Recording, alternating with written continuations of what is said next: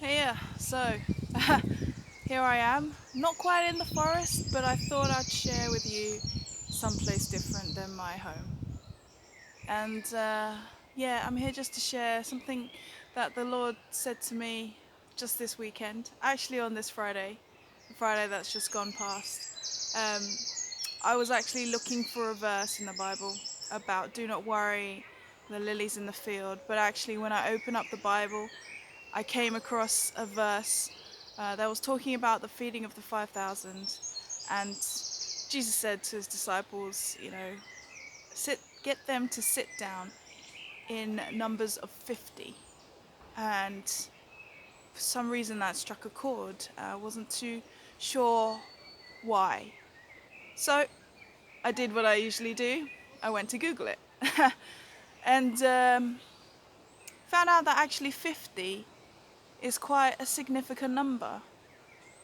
Firstly, 50 in the Bible, in the Old Testament, God said that after 7 times 7 years, which is 49, the year after will be the year of Jubilee.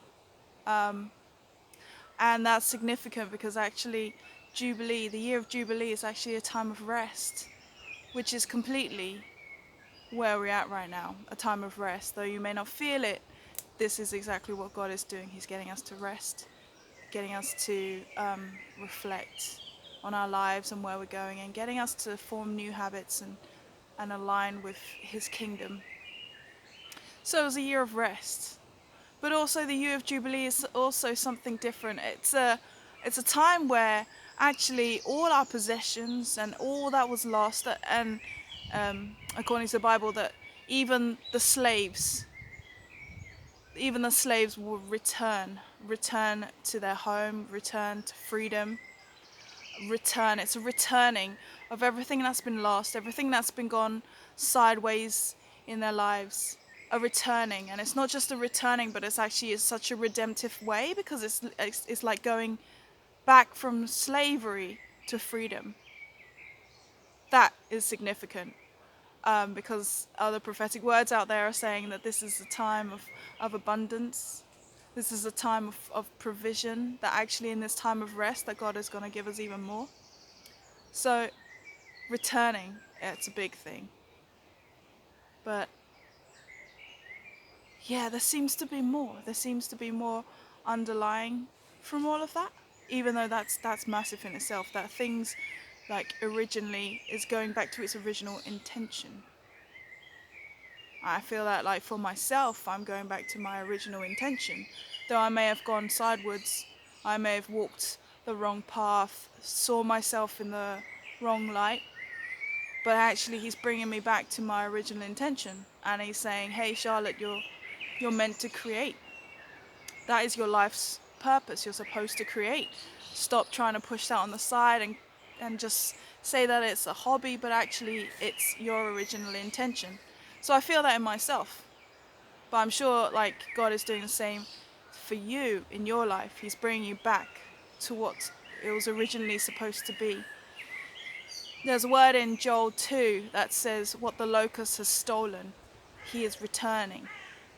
And I believe that that also feeds into this year of Jubilee.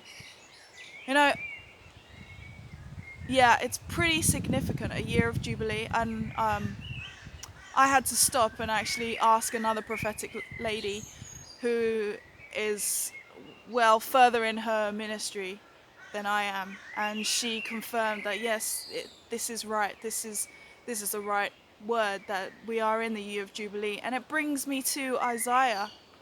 I think it's Isaiah 61, which actually says that, you know, the year, this is the year of the Lord's favor. So, the year of the Lord's favor and the year of Jubilee, it's like synonymous. It's hand in hand. The year of the Lord's favor and the year of the Lord's Jubilee, a year of freedom, a year of rest, a year to bring back to its original intention. And so these words, they just seem to pile up, just its significance growing further and further. And this is just from the number 50. And on top of that, number 50 means none, N-U-N. And in the Bible, Joshua, who brought the Israelites from the wilderness into the promised land was Joshua, son of Nun. And also, if that's not mind-blowing enough, Joshua actually means Jesus. So Joshua brought the Israelites from the wilderness into the promised land. He actually helped them to cross over. And Jesus, ultimate, is taking us from our wilderness into the ultimate promised land. Into the ultimate promised land. And earlier on this just before lockdown, like, I got the word, the Exodus is now. And this time that we are living in right now, in this period of time, we are in between Passover and Pentecost. And that's so significant because the time of Passover was when Jesus died. But before that was when the plague happened, and then they were in their house and the plague passed over them because of the blood of the lamb posted on their doorposts. And now we're in the time of Passover, and the time in between both Passover and Pentecost is 50 days.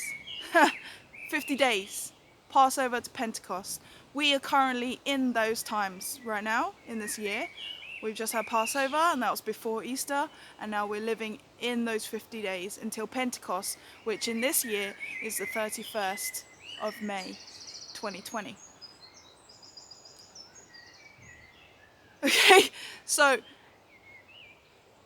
in that time between the first Passover, the Israelites left Egypt and they were in the wilderness, and then 50 days after that they celebrated Pentecost. And actually, if you look in the Bible, that Pentecost, God gave Moses the 10 Commandments. And then the next significant Pentecost is, clearly everyone knows this, right? The next significant Pentecost was in Acts 2, which said that was when Jesus left.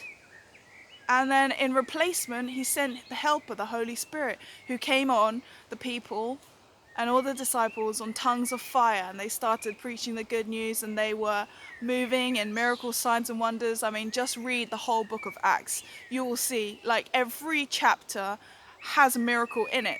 I mean, yesterday I was reading that the only chapter that doesn't have a miracle was chapter 17.